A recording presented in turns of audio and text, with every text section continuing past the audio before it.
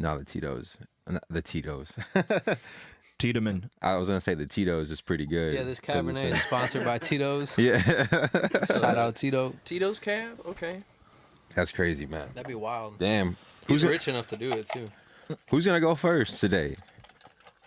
You gonna go first, Dylan? Should I go first or should Wayne go first? Whatever. I can go first if that's easiest. It ain't never easy. It's hard work. It ain't never easy. None of this is easy. You think this shit just happens overnight? It's really shaking that. I'm really, yeah. Because, dude, you would be surprised. Like, we get the same ones, bro. We got so many in here, and we just keep getting the same ones. Just look at it like, again? Yeah. We started taking some of them out, though. Yeah, you got to. Got to switch the style up a little bit. Shit, what is 8:45? Shit, fuck it then, man. So, yeah, you go ahead and start it, man. Go ahead. Drip, drip, drip, drip. What we got?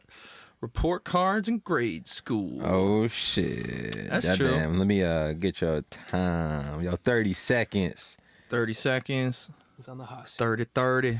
All right, you ready for this? Let's do it. All right, go. So report cards in grade school were always kind of a tricky matter because I will not claim to have the best grades ever. And I definitely did a little bit of cat and mouse business whenever it came to, do I want my folks knowing exactly how bad I did in class this month? Nah, I probably don't want to do that. So yeah, I'm just like, I don't know what happened to report cards. They showed up and now they're not here. I think we should sue the mailman or something. And then they get a call from my teachers. They're like, did you ever get those grades back from Dylan? They're like, no, what's up? Yeah, he's doing terrible. Y'all should talk to him about it. And I'm like, oh God, your plot is foiled. Hey, time. Sadness. Wow. Sadness. Damn, man. I felt that one. Report cards got scary, man. Like, come like middle school, we started getting like grade point averages and shit. Once it was on a computer, it was like, oh, this is shit. real. Like, There's in no elementary escaping school, it. it's just the card. Once it's on a computer, it feels too real. I can't fake it, you know? Yeah. When the home access came into play, bro, shit changed, bro. Revolutionary in a bad way. Say, you trying to ruin my life or something? Jesus. My mom's like, yo, why you missing this assignment? I'm just like, the zero? bitch didn't put the fucking grade in yet. I didn't talk to my mom like that, but that's what I was thinking in my head. Whoa. Gives no F's in here, man. All right. See what I got out of Pandora's box. Junk food. Got this thing on me. God damn, I got junk food. All right. You want me to time you up or what? Yes, please. Tell me when to go. Tell me when to go. Where's that stopwatch? All right, ready? Yes. Rock and roll. All right, junk food, it's basically drugs, dude. Like Twinkies, cupcakes, Swiss rolls, oatmeal cream pies. Like, you eat them and you can't stop eating them, and no matter how hard you try, it just doesn't work out. Sometimes real food can be disguised as junk food. Yeah. Or the other way around. Vice versa. Like hot dogs and shit, like fucking, like all that shit's fucking junk food. And yeah, you eat it, you feel shitty, and you can't fucking stop going back, and that's why it's like drugs. Bam. So yeah. That's why it be happening. I learned a lot in 30 seconds. No, you're right, though. Yeah, man. You had to That's why they say that for the chips that come in the tube. They say once you pop, you can't stop. They're putting it out there for you to know. Like, you will not stop eating these until they're done. I've never subliminal thought of that. messages, you know what Playing I'm with saying? your mind. You gotta really think out here. That's you know? crazy. Mm-hmm. All right, well, it's on you, Wayne. Yeah, which we got right here? Yeah, that one right there. Before he starts, we would like to let you know that the Loose Cannon Podcast is sponsored by no one. Zero sponsorship. Sponsored by us. No, I'm just playing. Oh my God, iPhones. All right. Hey, All right. Yeah, hold on. Said, cue my mans up. Get my All right, man. Steve Jobs on. We're going to talk about iPhones for 30 seconds and go. So when the iPhone first came out, I was actually Team BlackBerry. Wow. And big regrets because like Snapchat was popping at the time, and I couldn't download Snapchat on my BlackBerry. And the BBM message was the only way that I could like get out there in the world. So when I finally caught my first iPhone 4, probably a legendary iPhone, probably still works today, to be honest. Hey. But then my life changed. I was cool now, and I can never go back to that. Can never go back. Dude, I'm not gonna lie. When you said BBM, Yeah. I did not think of BlackBerry Messenger because I haven't heard that term in so long, and I immediately true. thought how you know Brazilian I'm not- baby mama. Damn. That's how you know I'm not lying. Throwing it back. No, I had one BlackBerry. It was like a red, like a crimson BlackBerry. Ooh. It was like one of like them slim ones. You're on your business shit. Yep. Yeah, actually not business. My brick shit. Yeah. You know, I was Brick playing talk. brick in the back seat of the minivan. You know what I'm saying? Snake and Brick. It's like the only games you could play on that thing. It was literally Yeah. for nothing but emails. And that's Dude. about it. It felt so cool to have though, man. It did. I felt cooler than I was. The style of the phone was just really cool, but it was like, would you say that the BlackBerry was like intuitive compared to not because like iPhones came later, but like the Yeah. BlackBerry compared to like the Razor and like the Sidekick. Katana, the Sidekick. Oh, yeah. The BlackBerry was pretty intuitive. Or Yeah. what? It's cool. It was like the advanced version right. of the normal cell phone, I feel Sophisticated Yeah. man cell like. phone. Young professional. Yeah. Yeah, I'm on it's my not the first cell email phone shit. you want though, right? If you're like 13, 14, you get a cell phone. You're not like yo, I what need is that this? new BlackBerry. I'm about to send some work emails. I'm 13 years old. I'm trying I to. saw a tweet that was Trying to like, play you remember games when on the the cell phone. phones, if you dropped it on the ground, the battery flew out? Oh, Like, what a time to be man. alive, man. What a time. History in the Damn. making. Now if you drop your phone, it just fucking cracks. You're like, well, now I'm out $300. Fantastic. Fantastic. Man. Oh shit, man! I think we're about ready to get this show on the road, man. About that time.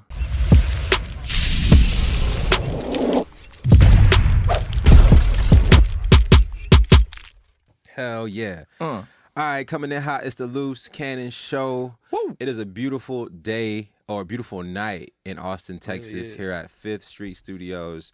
I feel fucking great, man. We got all the homies in the house tonight. We got my homie Dylan in the house tonight. How you feeling, bro?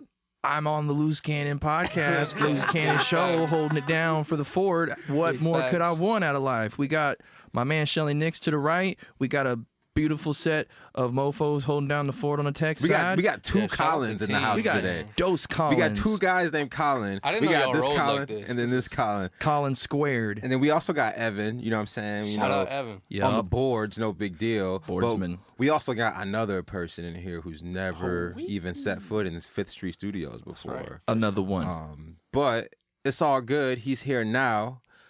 He's a good friend of mine, very talented, very strategic, very smart, very business-oriented individual, and he is known as Wane Does. Man, Hell yeah. How you it's doing, good to bro? be here, bro.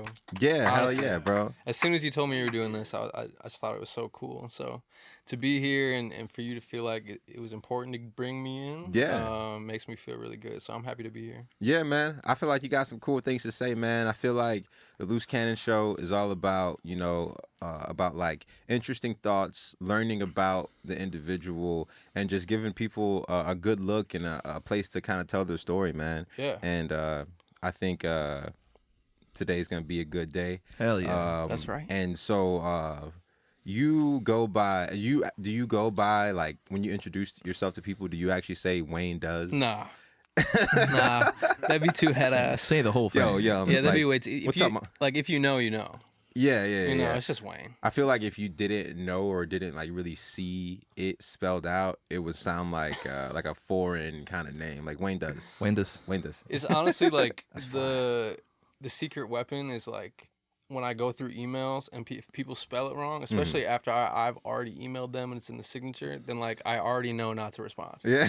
You know, like Say it. Hell All yeah. the time. pay attention. So the handle is Wane Does. So what does Wane actually do? That's a good question. $1 Nah, million. I think like, and for a lot of my life, and kind of why I feel like it works for me is like, I've had to convince myself of things in order to like execute them and accomplish them. And When you like, say that's- you have to convince yourself, like of this. manifest that. Okay. Like, Mhm. and, Yeah. and so when like in my emails, if I like, it's best Wayne.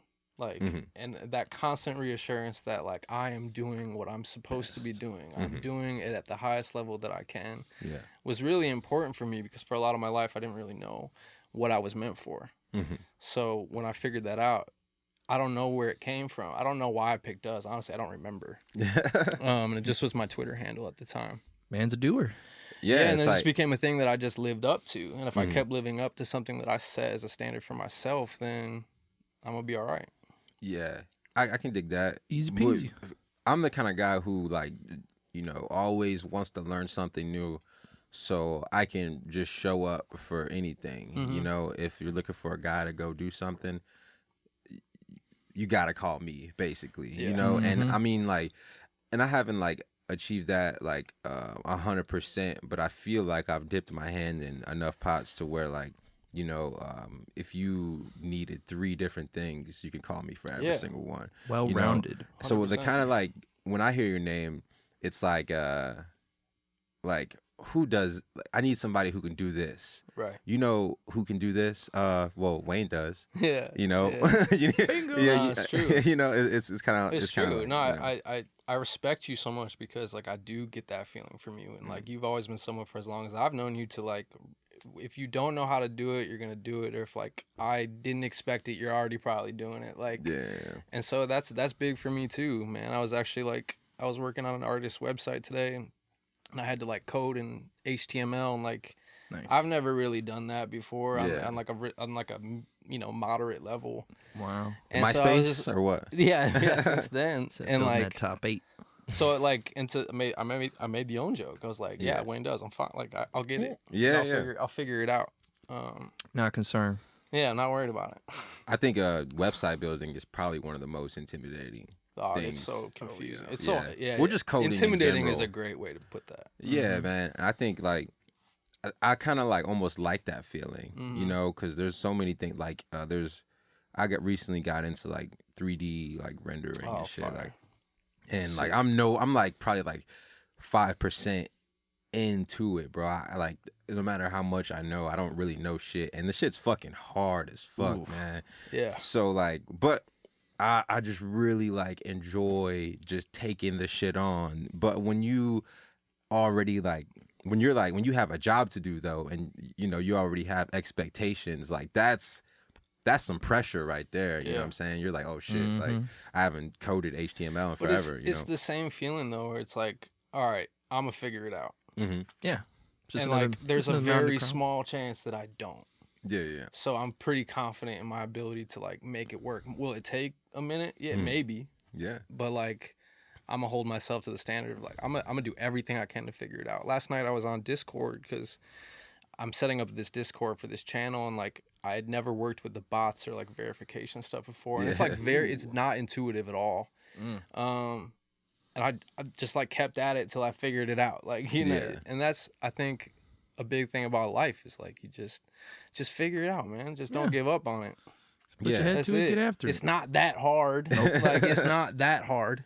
Yeah, no, know? exactly. And I think it's good exercise to take on like these like challenges, you know what I'm saying? Because Test of yourself. course, like, yeah, because the next time this shit comes around, the next time somebody mentions like coding or whatever, some fucking like shit's gonna snap in your brain, like, oh, I just fucking did that. Maybe I could help you, type shit. You know what I'm saying? Well, or maybe you could pay me. Yeah, Throw no, some facts. bread my way. And then the creative in me is like, if I learn a little bit of something, that might stimulate a new idea, whether it's for that thing specifically or something else, or like how I can combine the two. So Branch off. yeah, and like I really try to be creative first in everything that I do. So like, yeah, when I take on a challenge, it's just gonna give me a tool that I can use to keep being creative, and that's worth everything. So I'm gonna take my time, figure it out. Yeah. Hell yeah, man. I kind of just asked you the same question, and we kind of just kind of went off into this like really cool conversation. But it's like, what are like the specific things that like people can call you for? You know what I'm saying? What are like the things that like you actually do? What do you actually Oh man. This has been a beautiful start, by the way. Yeah, so I guess like technically, according to the IRS, I work at a music management company. Okay. Nice. So would you consider yourself a manager? Yeah, I've been a manager probably for 6 years or so, and Wow. most of the time was like, I don't know what I'm doing, you know, for like the first year or two. I feel like that's how a lot of managers start out, man. Yeah, like, man, you just like, gotta be in the sticks. Like you just gotta be out there and like just trying stuff, networking, meeting people, and then you pick up these, like we talked about, you pick up these tools along the way. You learn graphic design. You meet somebody, like, Yeah. and then it just kind of keeps pushing forward. And for me, like, it came at the perfect time in my life to, like, I don't really know what I'm doing, but I know I want to do this, and like, again, I'll figure it out. So technically, I am a music manager, but I'm also director of marketing at a venture, the venture department of the music management company, Wane. Okay. Wait. Can you say that again? You're the Director of marketing at Wane Ventures. Okay, Yeah. cool. Yeah, I did see that. Why now? I seen it in the bio. I Yeah, seen it in the man. bio, man. That's new. And it's one of those things that, like, you know, staying on the topic is like, I love working in music. I mean, that's something that I've wanted my whole life. It's a dream come true, to be honest. If I could tell 12-year-old me that I get to work in music every day and get paid for it, Yeah. I mean, there's nothing else that I would want. But like, there always comes these like points in life where I'm just like not satisfied with what I'm doing, or I'm not being allowed to be as creative as possible, or like really bring the value that I want to bring to the table. And like, it wasn't a bad thing at all. But I just found myself in this place where I was like attracted to business like I used to be, like when I was a kid, and being allowed to bring my creativity into that on a marketing side, that's a dream come true too. So to be able to do both, technically still a music manager and marketing at Ventures. So it's like I get to do what I'm good at every day. Yeah. And awesome. that's a blessing. I feel like you're being used in the right way, because people always talk man. about like people being used has a very like negative connotation nowadays, you know. And true. I think that when people always say, "Oh, they're just trying to use me," or "I'm just trying not to get used," and all this shit, it's like I feel like you're not trying to get misused or mistreated. You know what I'm saying? But like, if you have a gift, if you like, you know what you can do, you should want to be used. Yeah. As long as it's, you know, ethical and you're Yeah. getting you know, some sort of return, whether it's monetary or not, you know. Man, Exactly. there's been moments in my life where I've made more money than I'm making right now, and I don't care because Right, I get yeah. to do what I'm good at every day. Beautiful. So it doesn't matter to me, you know. And like, Yeah. there's just been a long time in my life where it's like I'm not doing what I love. So again, to be able to do it every day is pretty amazing. I just recently picked up video editing. Hey, So like, hell yeah, I've man. been in Premiere for about a year, just like toying, tooling around. Have you used any other programs? Nah, not Premiere, yet. I like Premiere, man. Niggas pretty be dope. using like Final Cut and shit. Yeah. And I'm just like, Nah, everyone who I respect is like, yeah, Premiere. it's just like That's the way. they all. Yeah. I mean, the Apple programs. I love Logic, but like Right. Final Cut is a little bit like too simple for Yeah, me, man. if that makes sense. No, It's like 100%. it's I feel like it looks like too intuitive to where like it's for like I don't want to say like a novice, but like I don't know, man. I feel That's like kind of how, like, when I've never gotten into production, like music production, but when I first opened Ableton for the first time, it freaked me out. I was like, I don't like, this looks too simple. I know it's not, but I love Adobe products because I'll never master them. But I'll go 3 or 4 months and I'll try something new, and like it'll expand what I'm able to do. And I'll go another 3 months and I'll try something else. Like, so Adobe has changed my life. That's for how you real. sharpen the sword, man. You like you like try to get really deep into these programs, you know, like Yeah. like I use Premiere for I don't know how long, man, for like more than like 7-8 years, you know, and for like 5 of those years, I would say I was using the same tools in Premiere, you know? Yeah. And so 100%. and it's not until you actually like want to learn something new or you're forced to where you try to like start hitting different buttons and shit. Exactly. Like, yo, like, you know what I'm saying? Like, it's so cool. A lot of it comes from like YouTube tutorials for me. And I'm Yeah, just bro. like, and That's my college, man. yeah. I dropped out of college to attend YouTube University. You know what I mean? Yeah, I was where you thinking about learn. making some like crew necks. You know how they have like the college crew necks that have Yeah. like the 3 letters on them, Yeah. just like YTU. I think that'd be pretty Hard. dope, man. I'd get one. Pretty fun. For sure. But so I kind of want to stay on this like manager tip for a little bit, man. Yeah, please. What do you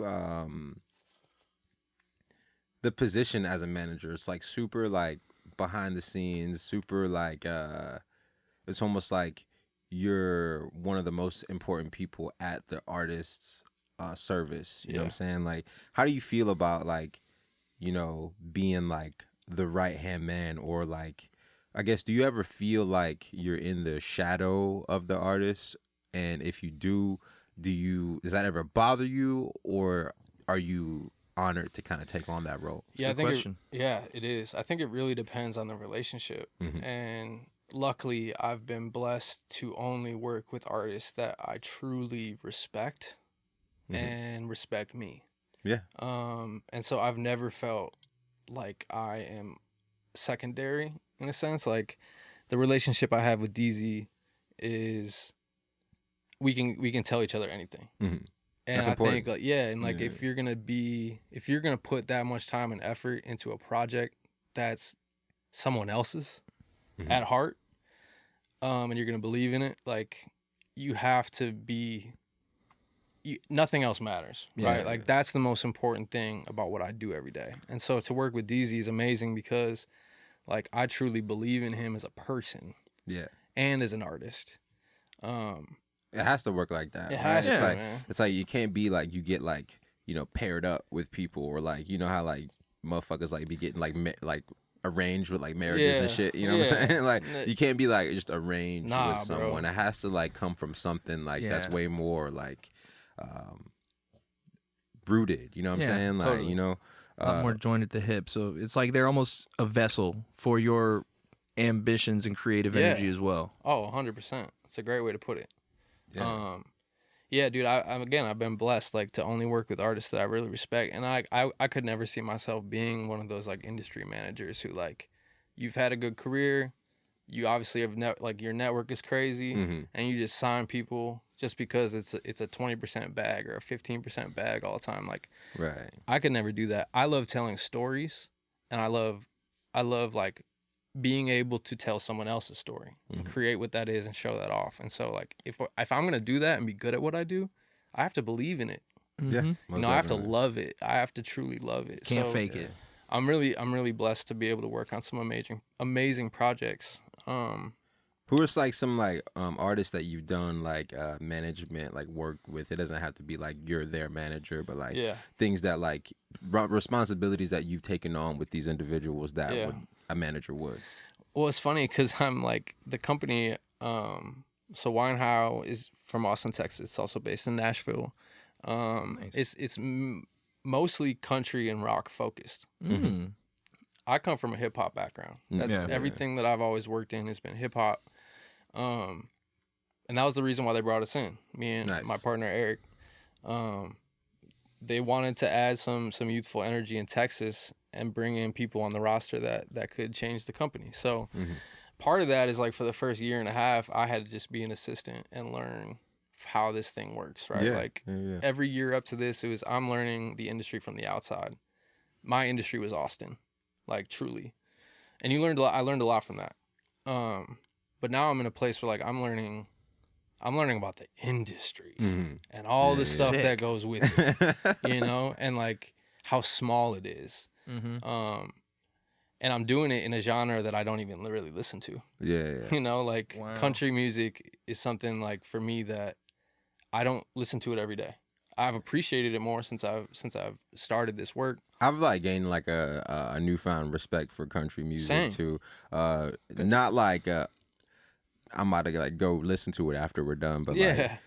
I've like If I hear it, I'm a respect it. yeah, me and Colin were Understand talking it. about country music one day, and he was like saying like country music all the way up to a certain point was like That's fair. like that's fair, top bro. tier. And when we think of my whole like life, anytime I thought about country, I just thought about like this like put your brave beat up on my dash. Something like, some shit like, shit like that. But like, then you got like this, like the old school shit. You Yeah. got like I don't know. It's, Well, when we were growing up, because I think we were around the same age for Yeah. the most part, it was like the most radio country Oh, yeah. stuff Yeah, that yeah. was happening. And so I think our perspective was probably a little warped because anything that we listened to on the radio was like stuff we probably weren't drawn to. yeah. But you're right. I mean, I'm like as I've dove in, finding like old Johnny Cash or like old like Hell yeah. Texas country. Mm-hmm. That's That's one. some stuff that like it feels like something. It's telling me something. It's Yeah. not just saying shit. It's not like no bubblegum Nah. country ass. And shit, so I've really you know? gained a lot of respect for it. So I've been working. I was on Chase Rice's team.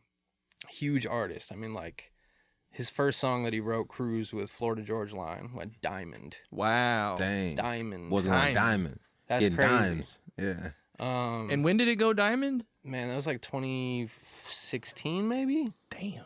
2015. That's awesome. And his story is crazy. He used to work in a NASCAR pit crew. He played college football at North Carolina. Like he's The pit crew? yeah, like he's had a crazy career, and he's honestly like incredibly talented. Man of many hats. And like a songwriter. Like, and I've as I've gotten deeper into this job, I've had so much more respect for songwriting, and like understanding what that actually means. Mm-hmm. In any genre, but especially in country music. And everything that you hear all the time, whether it's like on the radio or not, that's a strategy move in a lot of situations. Yeah, Oh, yeah. But what an artist does behind closed doors, or what you might not hear, that's when you can really be like, I have a lot of respect for you. So I have a lot of respect for Chase. And then Brian Kelly, who was formerly with Florida Georgia Line, is a project that I worked really closely on. And he's just the nicest person in the world. Makes really incredible music. Now he's doing his own solo stuff. He's on his first tour. Are these people based in Austin, or are these people like Mostly over the country? Mostly Nashville based. Oh, okay. So I've traveled more to Nashville in the last 6 months than I ever had in my What do you life. think about Nashville? It's okay. Yeah. I've been to Tennessee probably like twice in my whole Yeah. life. That's cool. It's okay. Like it feels like Denver to me in a way that's Denver. I can like see that. they don't know what's really cool yet. You know, like someone has to come and kind of Little show behind. them what's cool. Yeah. Like Was Bonnaroo in Nashville? Yeah, man. Fox, that's outside of Nashville, right? Foxchester, Westchester, something. One of them two. Yeah, that's This where guy used to Bonner take the bus from San Marcos to Nashville and go work Bruh, Bonnaroo. 14-hour bus ride. I've heard that's an amazing festival. Oh my god, it's so fun. Like one of the best for sure. I did 3 years of security work over there, and it Wow. was a blast. Go out there for a week and go run around. I worked the barricade too, so I'd have the best seat in the house. Oh, I'd be yeah. like, Damn. I remember the first year I went, like that was when Chance the Rapper was really popular. Yeah. He did like some jamboree sort of thing, and that was the first night I worked there, and I was like, this is awesome. yeah. I was like, what? I'm getting So paid to do you this? got Like, you got the perks of being a music manager, and all you had to do was just go there and show up. That's Yeah, fire. Yeah, pretty much, right? No, that's fire. I love it. Yes, Nashville. It feels like it's 5 years behind Austin. Yeah. Like it feels like it's. There's some crazy statistic about hotels there. 20 years ago, there was only like, I mean, let's say 20, and now there's over 100 20 hotels okay. in the city. So like, and I don't quote me on those numbers. It's something crazy though. I heard over too many bourbon drinks, and I remembered it. that bourbon. But it's growing incredibly fast. The real estate there is crazy, just like Austin. But it doesn't. To me, it doesn't have that thing that feels like I'm missing out on it. Mm-hmm. You know. Yeah. Thing about Austin is I could leave and miss your show, or like I could feel like I'm missing out on things all the time. Oh yeah. Despite of like the personal connection that you have with things here because you lived here, but like I can dig that because I've been some places where like I kind of feel the same way. Some of those places like don't really like aren't as popular as like Nashville and Austin. Example is Charlotte. I went to Charlotte, North Carolina. What are your and thoughts I on was just Charlotte? Like, it was straight. Like, you know, we went like downtown. That was fancy. Then we kind of went to like the outskirts and it was a little run down. We went to a skate park and shit, but it's like, I didn't really stay there long enough to like kind of get a feel. Yeah. But honestly, like it's places around the country are like just really hit or miss for me. It's either like, hey, I want to stay longer, or hey, I want to go fucking home. Yeah. Get out of here. You know, No, it's true. I think Charlotte was one of those places like I just want to go home. Yeah, dude. No, I got the opportunity to go on tour in 2019 with a group out of Dallas called The Outfit, opening up for Yellow. really? Oh, That's two badass. shots and a Yeah. bird. Yes, sir. Hell yeah. So Damn. I was on the road with them for 2 months, 28 cities in North America, That's sick. in Currency Sprinter, which was, it smelled like weed. Yeah. It kept smelling like weed. But dude, it was the same. I mean, these were like we hit C markets all the way up to A markets. So like Bend, Oregon to New York City, like everything in between. I saw the whole country like on the road. Damn, that's dope. And it was such an amazing. Did you go to Arizona? We did have a show in Phoenix. Nice. Yeah, and it was cool. The show was crazy. I mean, Yellow Wolf got mad. He like broke some equipment on stage. Like, dude, whoa.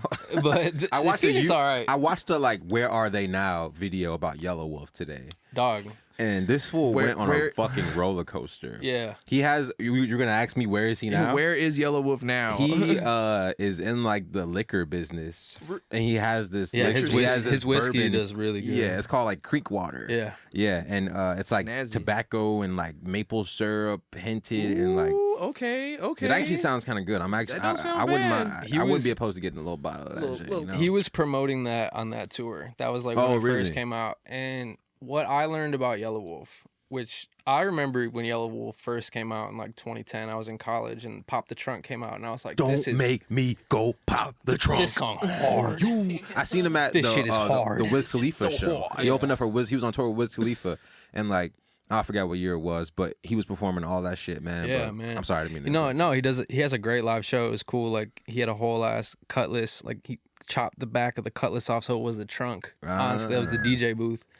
And like during the middle of the show, the trunk pops open. He like gets the like t-shirt cannon out. You know, like it's hard. Yeah, His show was hard. But what I learned about him was because I didn't know where he was at the same time too. Like he had signed to Slim Shady, like then he left. Like I don't know what happened, but what I do know is that man has some of the most loyal fans you could ever find. Yeah. He will live off music for the rest of his life because he can go take a tour every year. People are going to spend $200, $300 on merch every night. Yeah. The man does so well on merchandise. He has a physical location in Nashville to sell his own merch. Really? That's pretty dope. That's cool. I mean, that's like the level of artistry that like you don't have to be known. You don't have to be on the blogs or That's like sustainable. dog. You'll live forever. Yeah. So awesome. It was Good for that him, was man. that changed my life because I got to see it from the inside. Really draws the curtains back a little bit. Man, it's really just about connecting with fans and going to places in the country and playing in front of them and just keep doing it, So that changed my whole perspective of like, how do you become successful in the industry? It's like, man, you just need to go play in front of people. Yeah.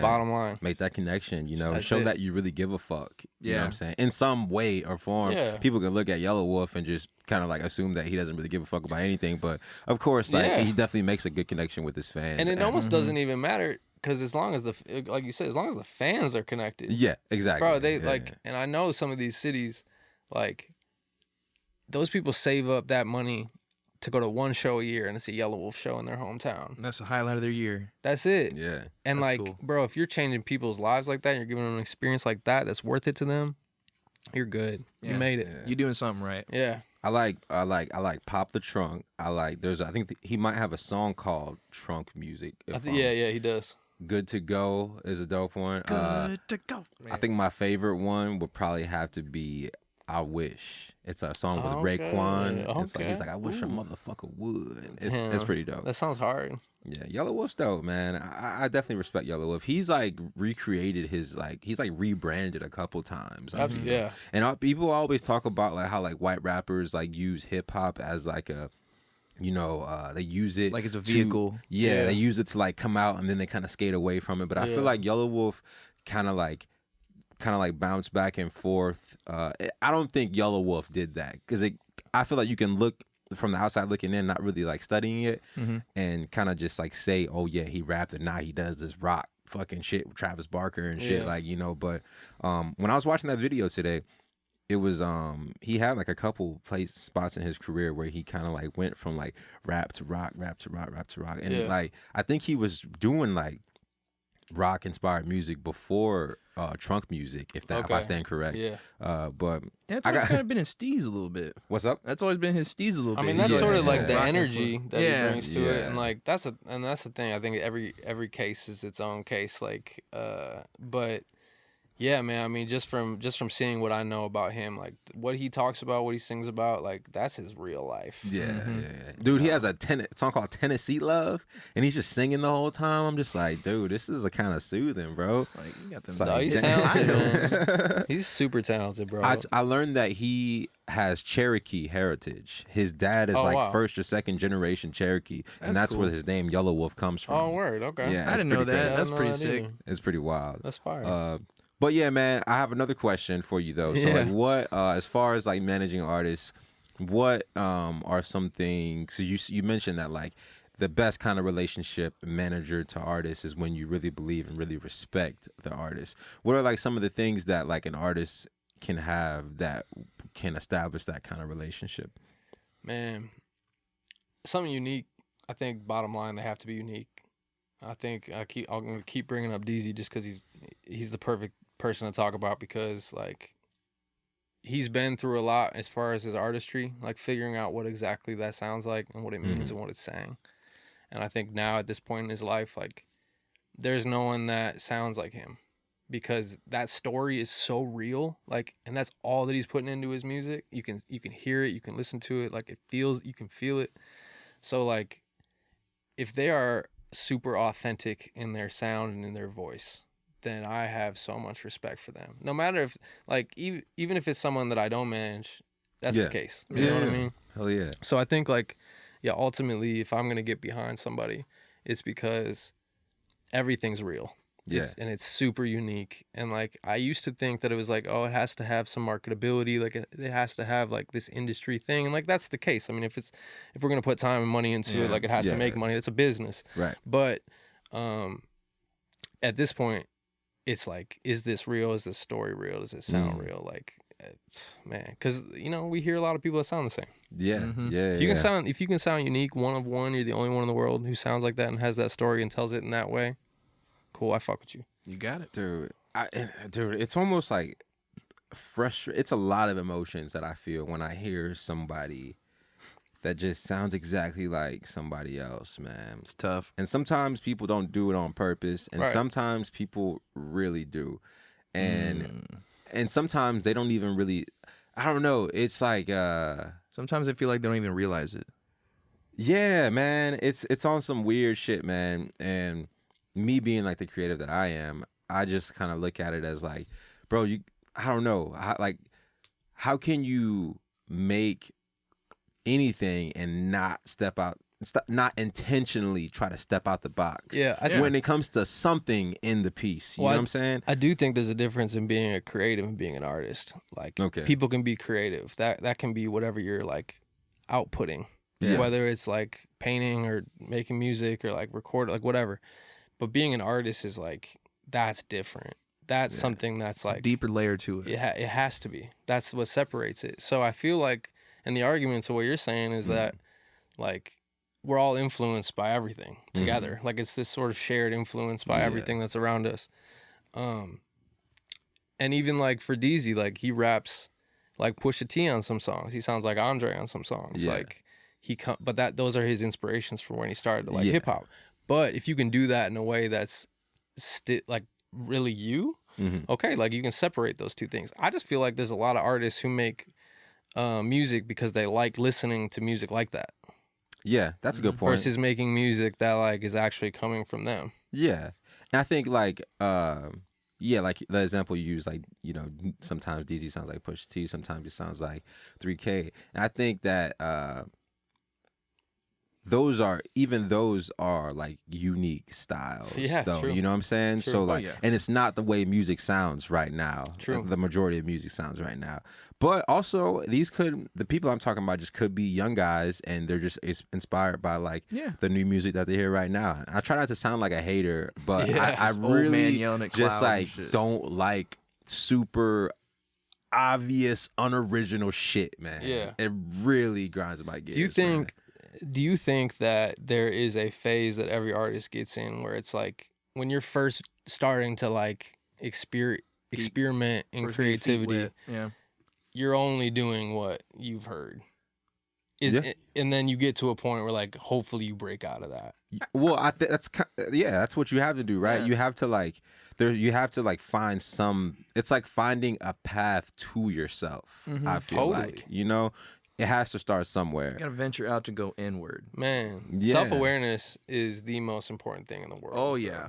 Yeah, and it's like I think the main goal, if you're like a new artist or you don't really know kind of what direction you want to go and you're just going off of what you like and what you want to hear, it's just like, I know I'm inspired by this, but you have to move with the intent, like, how do I dump my heart into this? How do I dump sprinkle my shit onto this to where people can differentiate me from what I am inspired by, I guess. Do you think that people reflect less in today's society than they did maybe 40 years ago? Reflect just on their own shit. Like, and I say that because it just feels like there's too much happening all the time. I could see it.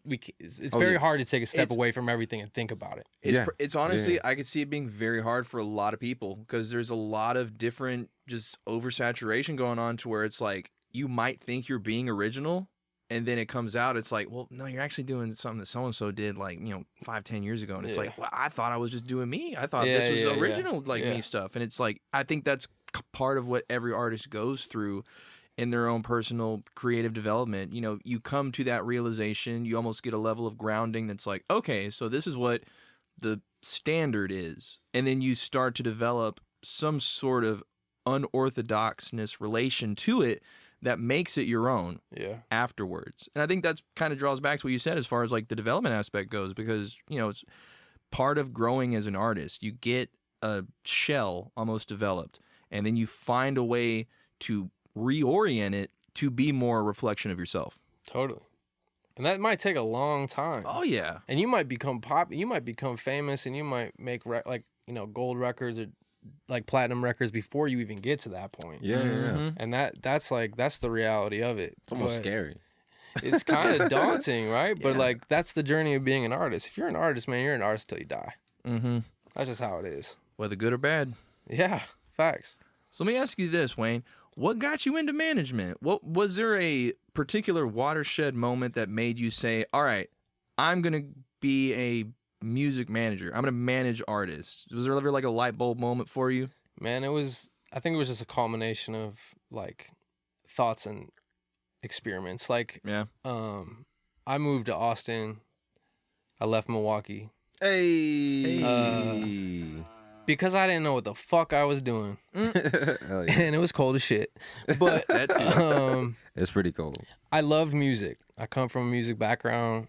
My parents both played instruments. My sister played instruments. I played instruments. So like music was always a thing to me that was an outlet. You ever try to be a rapper? I did make my own music. That's cool. Yeah, a long time ago. And I liked it. Yeah, there you go. And that's that part of that experiment we talk about is if you're creative, like you just gotta start getting it out. Yeah, try things. So like, definitely. I definitely tried. But I always loved entrepreneurship. I always loved business. I thought it was cool as a kid to like wear a suit. Nice. You know what I mean? It just like made me feel important. Yeah. And if I felt important, then I could go do something important. So it was like in college, I wasn't going to class. Like I was smoking too much weed. I was just trying to figure it out, and like I had these two things that were like, okay, like those that's a thing. Like you could work in music business. Yeah. And I was studying marketing, and I was learning more on the internet than I was in the classroom. So I moved to Austin, and it took me about a year to get on my feet, sort of like pick up side jobs. And then it was like, I had an opportunity to book this DJ at the time, and during ACL weekend. So we threw a party at a West Campus co-op. Had probably 3 artists opening for this DJ who was like, it was the first stop on sort of like a world tour he was going on. Bro, them co-op parties be going crazy, man. They are the bomb. Oh my god, man. I would not be on this podcast today if I didn't throw co-op parties. Hell yeah. And honestly, like to me, they're the coolest kids that go to UT because they're probably outcasts a little bit. They chose to be around other kids who are creative or like to live in this environment where you're experiencing a lot of things at one time. So it was the perfect marriage of like what I was trying to do and the people who cared enough to like go to it, even if they were just there for the keg. Mm-hmm. You know what I mean? Yeah, like, yeah. if that's the case, like, Because you know that's cool. all you need. Yeah. Right? So, I threw that first show with $100 Nice. That's it. and made enough to pay everyone. Rock and It's roll. always a good And feeling, man. So I was like, okay, I'll just do this again. Yeah. Like, Hell I'll just do this again. And like, I picked. That's when I picked up Photoshop, made my own flyer for the first time. It was crazy. It was actually that second show I did was one with Mike Melano. Nice. Oh, nice. nice. A long time ago. We threw another one at a co-op and it killed it. We had 4 different bands, 4 different genres: metal, rock, hip hop, R&B. Sick. And it was a success. It went great. And I was just booking bands that I liked. Like, Mhm. I was like, if I like this sound, I think I got a good ear. I think other people might like it. Yeah. And then it was like Victor and Tyler came up to me and were like, Them boys. and their band was fire. I mean, Honey XL still is fire. Yeah, hell yeah. Ooh, yeah. I'm glad they're coming back hard. They got a show tomorrow. Yeah. Those are my boys. Shout out y'all. Hell yeah. They just came up to me at a party and were like, hey, do you want to be my manager? Or you want to be our manager? I was Straight like, up. I don't know what that is. Like, Yeah. but cool. Like, again, wear a different hat, try something new. Yeah, exactly. Why not? I was throwing shows cool, but like, obviously the next evolution is to work closer to the artist, right? I don't want to be a promoter in the sense where like, I'm just giving y'all money to show up. Yeah. I don't love that. Yeah. It's fun. I love throwing real life experiences that people can come to and like feel something. I still love that today. But actually getting to work with an artist was cool to me. Because if I can't be an artist, I want to work with one. Yeah, yeah. Seeing somebody like kind of grow through Man. their artistry is really interesting too, man. And feel like you can help. Like Yeah. feel like you can bring something to the table that makes them better. Yeah. Because if you like, man, DZ's played some really big shows in the last 2 years, and being able to see the way he comes off stage, and like, I mean, that's the best feeling, bro. It's Yeah. like putting someone into a place where they can succeed because they're meant to do that. I mean, there's nothing better than that. So yeah, it wasn't one moment that sort of got me there. Mm-hmm. It's just a culmination of different moments that I feel like taught me things, Bunch of different prepared me little for it. pieces. Yeah, and that like. We keep learning every day, bro. And Yeah. we're never gonna master anything until we just keep working at it. So Yeah. sure. This I mean, you kind of answered this question just a little bit. Like, what are besides like money? What are some of like the fruits of the labor of being like a manager? I keep bringing up like management. I mean, I don't know if you want to talk about like anything else, but like, bro. but, You brought me here. yeah, We can yeah, talk about what you want. I feel like you do other things too, and I feel like I'm kind of just like kind of drilling into like one it's part of fine. you. But yeah, I feel like man. people want to know too. So Hell yeah. Let them know. yeah, and there's a lot of artists here that might learn something. So Yeah. I'm cool with that. The other fruits of the labor, I'd say, like, besides getting to do what I think I'm good at every day, which is obviously the biggest one for me. I think like it's that feeling of like when I was a kid and I put on a suit and I felt important. Mm-hmm. Like, I feel important when I work really hard and I create an opportunity that I get to go appreciate and enjoy and experience. I get to see DZ perform and other artists perform on stage. Like, Yeah. I get to see them the moment before they go on stage. I got to feel that energy. Like, Hell yeah. again, I'm not trying to be on stage and I'm not trying to ride someone's coattails to feel that feeling. Trying to turn up. But yeah, right. But I'd be lying if I said I didn't enjoy it. Yeah. And if it didn't make me love what I do, I love calling an Uber and going to the show and like knowing that I get to show up and go in the back door and like Yeah. I don't got to worry about nothing. I get free drinks all night. Like, VIP obviously treatment. that's those are the fruits that The perks. it sounds Yeah. like a stupid flex when I say it, but like, honestly, I love feeling like my work pays off in those moments. Yeah. That's what makes it special. That's what I get to enjoy. So I'd be lying if I said that doesn't make me feel good, you know? Yeah, yeah. No, most definitely, man. When you just said like when you're a kid and when you put a suit on, you like wearing suits and shit.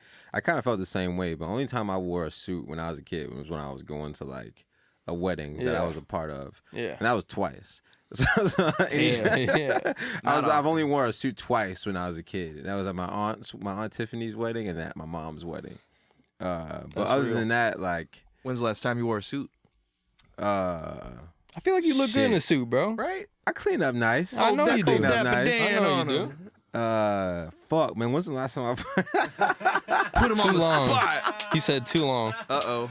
Okay, He so said probably one of those weddings or something. probably I don't want to be embarrass myself and say prom.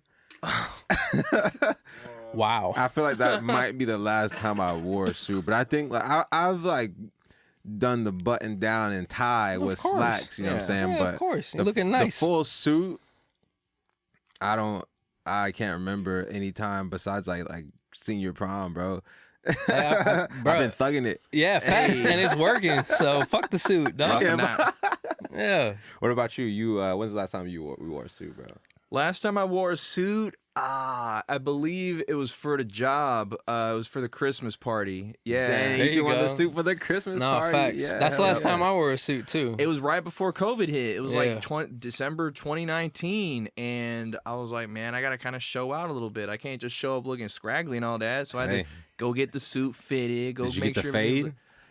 Come on. Ah, come on. Facts. You think I'm gonna show up looking like Grizzly Adams on them Hell boys? nah. Hell nah. I had the line, bro. Hey, J. Cole does it. I told my man, I was He like, does yo, it. I'm going to a Christmas party.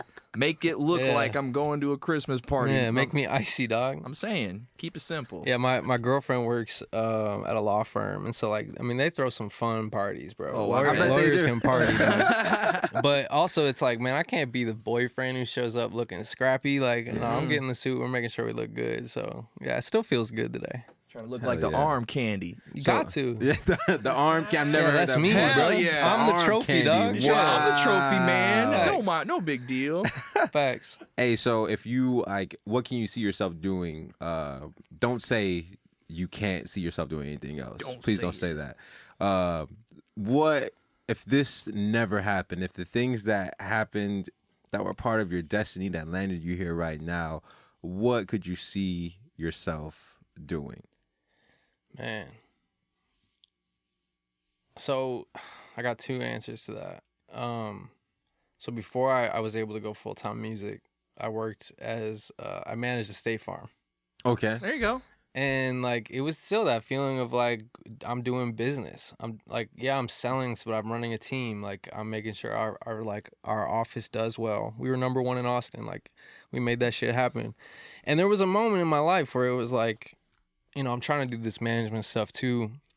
But you always got to have a plan B. You always got to be prepared for something. So like it was something where I could see myself making 6 figures and like just, you know, doing that the rest of my life. Like that was definitely a reality in my brain at one point. But I think the most honest answer is like when I first moved to Austin, I sold tamales in a food truck on 6th Street. Nice. Hell yeah. It's not even there anymore. Damn. So like, what kind of tamales though? Was it like these chicken tamales or like? What Yeah, are they? it's chicken, pork, like bean, like black bean tamales. They were average, and they were white people tamales. Like they were massive. Like you know the good ones are the small ones. Like they were too much. Just too much like flour. Were they on like that. they were big like toilet paper rolls? Not like, that big. Like a burrito though. Yeah, well, Like a I'm small talking burrito. about like when all the toilet paper's gone. Oh yeah. You know what I'm saying? Yeah, yeah. Just the Yes, roll. Yeah, just yeah. the roll. Yeah. And then, but it was like, so I was doing that and learning a lot from it. And like the person who owned the food truck, we pitched, I wanted to start my own food truck Okay. just because I learned it. Like I understood how the business worked. I understood what went into it. Yeah. That didn't like, nothing came with that. But I think the answer to that is I would have kept finding something. Like I've worked every odd job in the world. I've painted houses. I've worked bar security. Again, insurance, like tamales, like strawberry fields, like Dang, the strawberry fields. Wow. Damn, yeah, I've done it all. So that means you've tasted some pretty good strawberries, huh? facts, bro. Wisconsin strawberries in the summer, dog. Come on. Slick. But I mean, I think honestly, like I would have found something in any of those experiences. Just like I was talking about with music, it's like you just learn things from your experiences, and then the creative in me is trying to figure out how I can make it better always. Yeah. You know? How can I benefit from this, or how can I make this better? How can I do it better? So, I think I'd be in business no matter what, like doing something. It's hard for me to answer that question because I'm the kind of guy who's like gonna like put some sort of creative technique into anything that I do. Yeah. You know, whether it comes to the speed, the genuine enjoyment of it, anything. But honestly though, I think that I would make a great factory worker. Yeah, Straight Man, up, bro. I respect that. And like it's real. it's of course it's like the way I see it is of course just doing the same thing over and over again. And I'm sure eventually that'll really get to me and kind of drive me crazy. But I feel like it's one of those things that like you just get high, turn some music on, and just kind of like There's beauty in the routine. the reason why I think this would be so fun is because I fucking love watching how it's made. And I fucking see those dudes on that fucking show fucking making erasers and shit. And I'm just like, dang, that kind of looks fun. That's just pretty like, cool. This is interesting. I'm glad you've thought of this. Like that was the answer that I like didn't expect that at all. But I do respect people who show up to work and handle that shit. yeah. Every yeah, day. Exactly. Yeah. No matter what. It's like people can have anything going on in their lives. People could like, see other people living their lives, have friends with better jobs and all this other shit. But it's like, all that shit goes out the window. I'm here to make my money. I'm here to I'm investing my time. I'm gonna make the most out of it. Yep. This is my shit that I'm doing. This is my grind. You know what I'm saying? I can't be, knocked off my square by, any distractions, I guess. Facts. But also like everybody wants a good job though, right? Something dependable. Yeah. Something that pays you good enough to do the things that you want to do. Yeah, yeah. Most definitely. I feel like I'm pretty pleased with my job right now, but I feel like the goal for me is to really have most control over my time, man. I feel like 100%. that's like Be your own boss. Yeah. I feel like I'd be down to make less than what I do now to have more control over my time. And I feel like I have a satisfactory amount of control over my time, I guess, you know. But there's always that feeling though that like I could do a little bit. I could manage that a little better. I could do it this way better. And I feel like that's my question for you is like as a creative, do you feel that you're ever like, could you ever be satisfied with like what you're doing? nah, Yeah, because It's hard. dude, it's hard for me to just like to stay doing just one thing for. So the factory line worker is like dead ass a dream. Like and because I think about this all the time. Like I wish sometimes that I was a little bit more simple.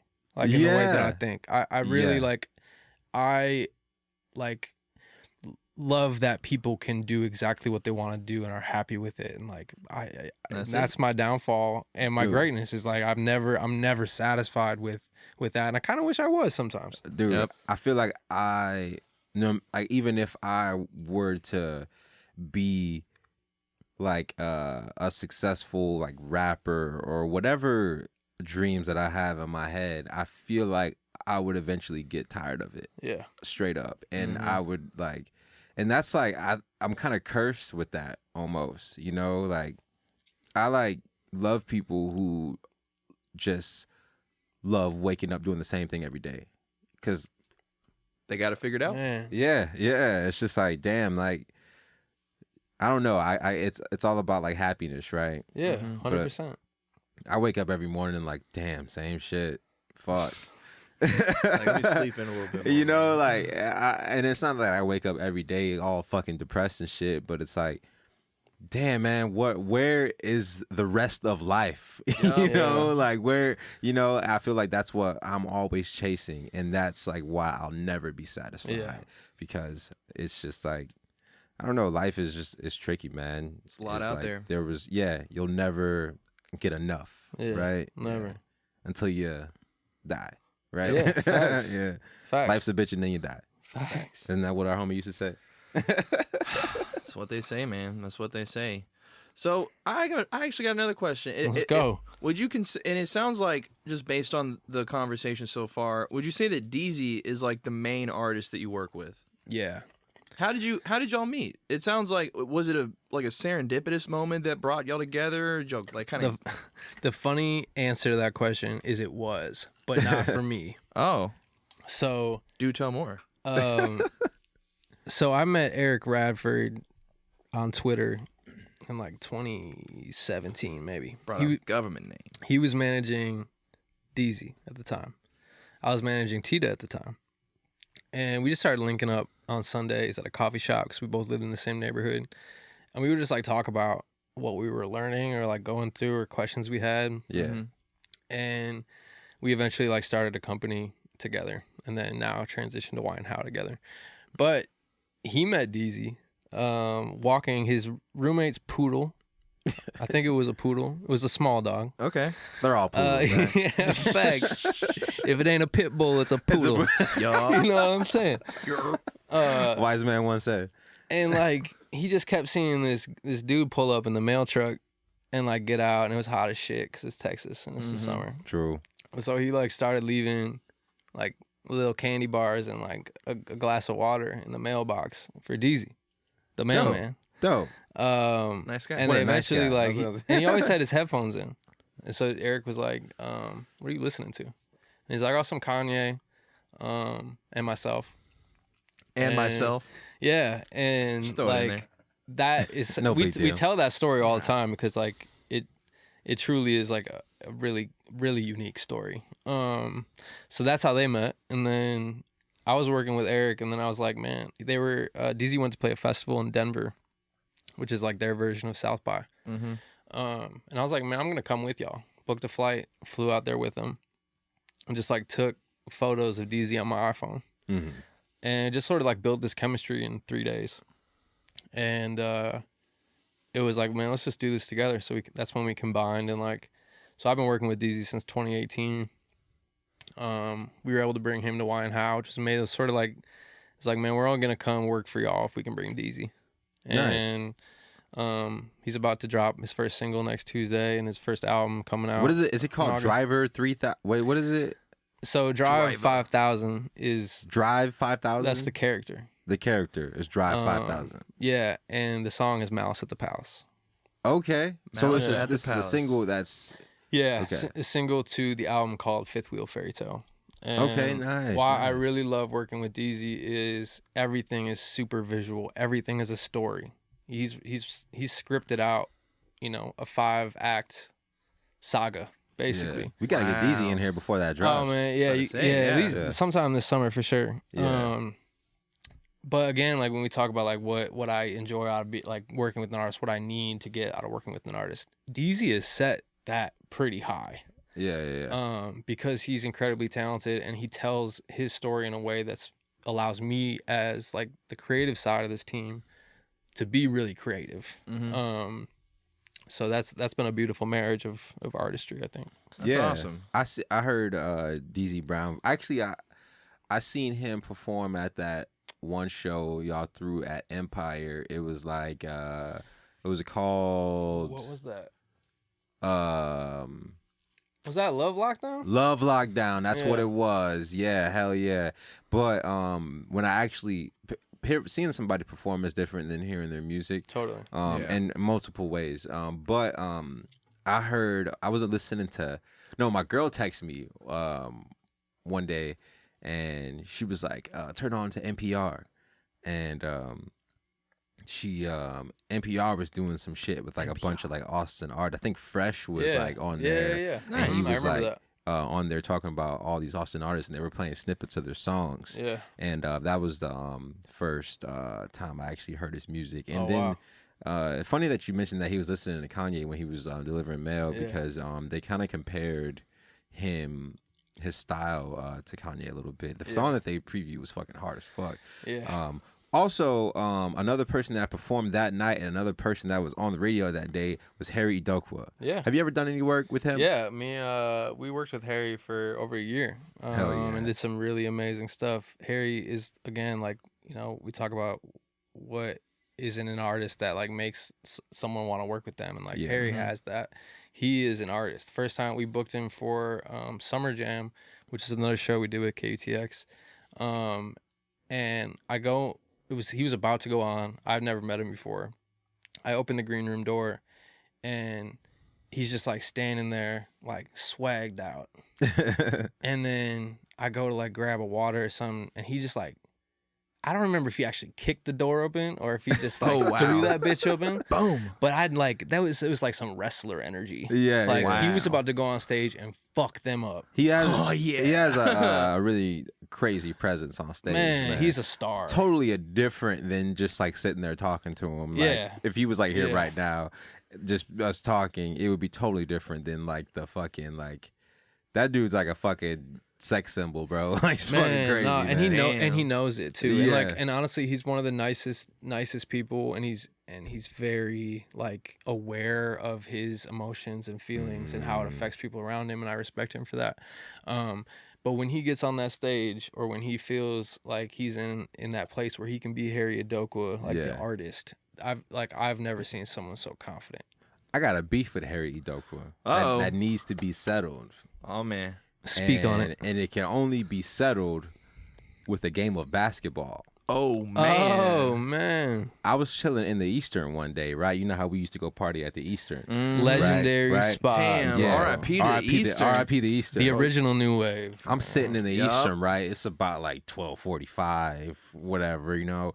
Everybody's vibing. Chilling I'm on the standing over tables, here by the vibe. DJ, being all lame and shit. But Harry Idokwa walks in. I think this is when he like moved out of Texas. This dude used to live yeah, like he went 2 to LA. minutes away from me. Yeah, he moved to LA. And I was anyway, so he walks in and he's like, we're talking like, yeah, you know what I'm saying? Good to see you, how you been? Boom, boom, boom. And then we get to talking, and then we're saying our goodbyes, right? He's about to walk away, go function, right? And then I think like a couple days ago I was like hooping by myself. I was like, you know, just like putting some shit on, make some videos, me like Yeah, love shooting that. some middies, you know what I'm saying? love No that. big deal, you know. Easy. Swish. And he's like, hey yo, we should hoop soon, bro. And I'm like, yeah. You know, anytime somebody talks about hooping, I'm just like, Yeah. hell yeah, fuck yeah. Game on. And then he's like, yeah. I've been seeing you on Instagram hooping, man. And then the last thing he said was like, you look trash as fuck. Wow. I was like, oh, okay. Bruh. That's Yo, tough. so if anytime That means there's he a likes fucking- you. Yeah, that means he likes you, bro. That's how he talk. If there's a hoop session and Harry Doak was there and he's on the other team, don't worry man. about it. I All got right. him. Well, here's this. I got him. It's So, over. so let me tell you something. I've seen Harry Idokwa hoop. So let me give you a scouting report. Hold on. And before you say this, I forgot what I was reading. I think it was an interview, but it was like a text, like a article interview type shit, like in a magazine or whatever.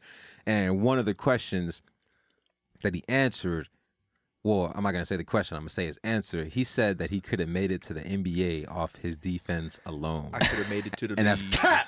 Yeah, what? I ain't never seen him play before. What That's cap. platform? What platform was this I on? don't remember. I just know that's cap.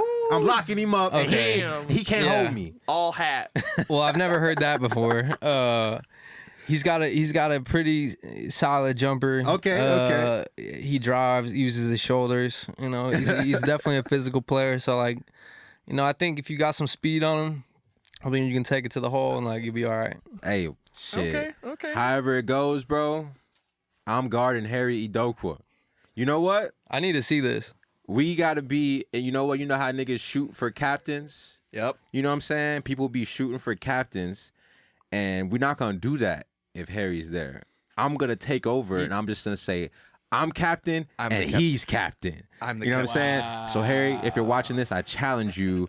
Your squad against we could my lay squad down in the a game gauntlet. of basketball. We could Let's run go. this. You know what I'm saying? Get the rock and the peach I'ma basket pull in up. this song. We selling tickets. You can get Wane on your team if you want to. You know what I'm saying? yeah. It Maybe. don't matter, bro. Maybe. I get Dylan to guard Wayne. We You out know what I'm here saying? I Be a stay in the pest in corner the and I post, shoot man. threes only. The dish, you know what I'm saying? Get I'm there. The corner. I'm open. I'll nail it. That's all I do. No, it's Easy. funny that you say that we'll sell tickets because I was thinking about like this is like probably like a year or two ago, like holding like a basketball event Yeah. though. You know what I'm saying? That'd be Like sick. having everybody come out, like have people like, you know, like smoking weed, DJ, Dog, you know so what I'm this- saying? Some whole drinks, shebang some bang. food, you know what I'm saying? People just have Man. some even jerseys, you know what I'm So saying? this Like, this was a thing that we actually we were working with Kevin Curtin at the Chronicle, okay.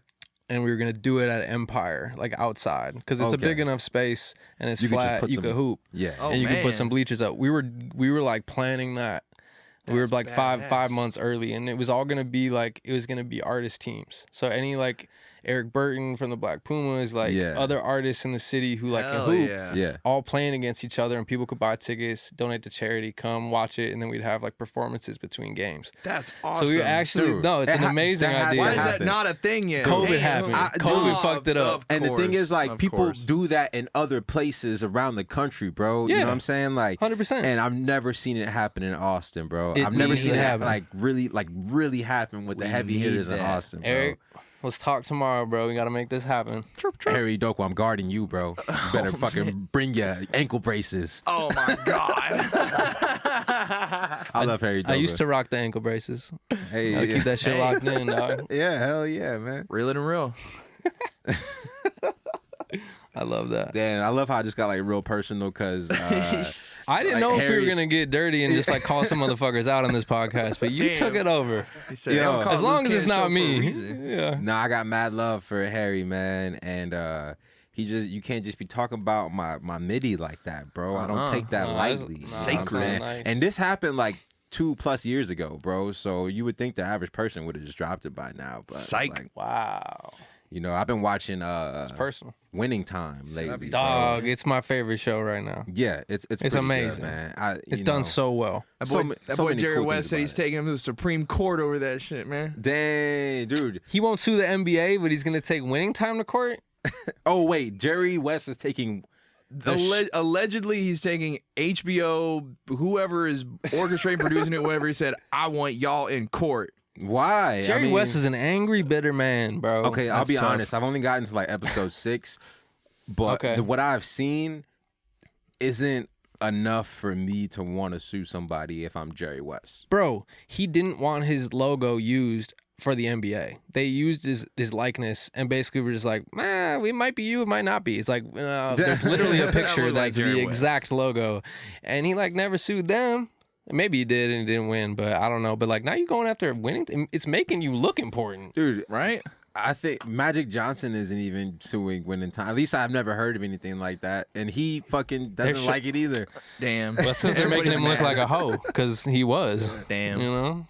Yeah. Shit. I think oh shit. Damn, what's the funny time? how fucking time flies, bro. Bro, it's almost 10 o'clock in here, bro. What the hell? God damn, man. Easy work. Yup. Well, shit, man. I guess we can wrap this up, man. You got any closing questions you wanna ask Wayne right here? Yeah, I got one more in the chamber. Cool. You seem well tapped in to the Austin scene. Yeah. What's your take on the Austin music scene in the current, whether it's regards to hip hop, the general music scene, whatever, South by? Do you think the Austin music scene's in a good place right now? Do you think that there's still room for it to grow? What are your thoughts there? I think we turned the corner like a few years ago. Really? And I think COVID put that on a little hiatus. Mm-hmm. But I don't know if there's ever been as good of music in Austin ever before as there is right now Ooh. by everyone. And it's not Yeah. just like someone who goes and they make it and like Gary Clark Jr. level. Like Yeah. there is an incredible amount of talent here. And I feel like it is now at a place where venues are understanding who that talent is, putting them on the right stages, putting them on the right bills. I think a lot of that work came from inside the culture itself. Mm-hmm. We've all been a part of like actually building this community together. Yeah. We talk about the Eastern. That was a moment in the city that created other moments in the city. We have been building things here, and now it's starting to pay off. Yup. And I think I used to think that Austin would plateau at some point as far as its growth.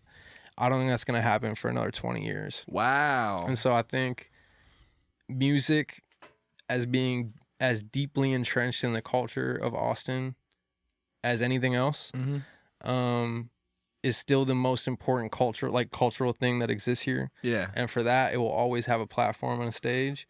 And I think we're going to keep having people come here and show off what they do and grow. I think the only thing that I hope for out of Austin is we're able to build an actual industry presence because Nashville does that. Yeah. And I think you know, they have publishing companies that have record labels there. They have like everything that it takes to be industry in that city. We have BMI. True. You know, Yeah, like we need more established companies to come here and set up shop and like really take this seriously, because the reality is the rest of the industry looks at Austin like a place to escape to 2 times a year. Yeah. But I know the talent here is better than it's ever been.